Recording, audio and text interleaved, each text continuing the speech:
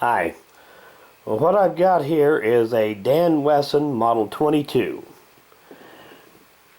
Now, some of you may be familiar with the Dan Wesson guns, but essentially these were the older Dan Wessons. I believe it started in 1971, I believe the company did. But the more common ones were, like this one, were made from about 1975 on up to about 1995. And this same gun was made in several different calibers. They give it different model numbers.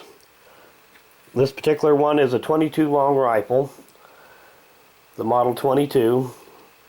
The Model 14, 15, and so on were 38 Special and 357 Magnum.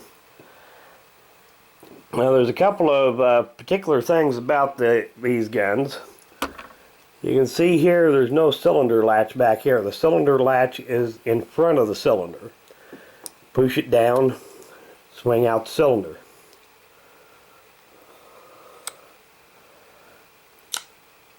It does have a very good lockup. And another thing about these guns is that most of them from that era were designed to have interchangeable barrels. And as you can see here, this inner piece right here is actually your barrel. This outer piece is nothing but a sleeve. Now, if you're curious to see how the barrels interchange on these, I've got a video up that I put up, I don't know, 6 or 7 years ago probably, showing how to change out a barrel on one of these things. That one was a 357 Magnum. But essentially, there is a tool that you use to get right in here, these two places right here. Loosen this collet.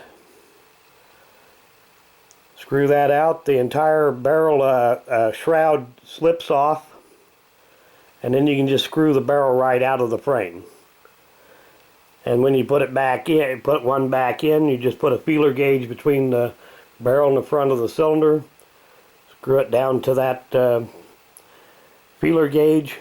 Put the shroud back on, tighten down the collet, and you're ready to go. But anyway, I thought I'd give you a quick look at it. It is kind of an interesting little gun. Now, I've only got one barrel for this 22. Now, the 357 version that I've got, which I believe is exactly the same frame, it has 5 barrels with that one. And the barrel, not only could you change out the barrel lengths, but also the style of the barrel shroud. The standard one did not have the full underlug, and it did not have the vent rib.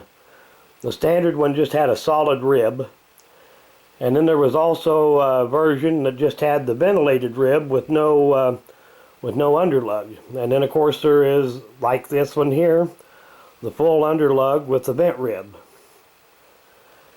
Which on this, the full underlug on a 22, all it does is make it nose heavy. Now on a 357 Magnum, it kind of actually does serve a purpose. It makes the gun heavy to soak up the recoil, but on a 22,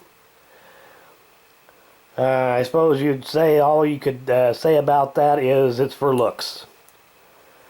But anyway, I thought I'd give you a quick look at it. And I want to do an end of video shout out, and this one's for Salty Shellback. And I'll put a link to his channel in the description of the video. Get a chance, go check it out. Thanks for watching.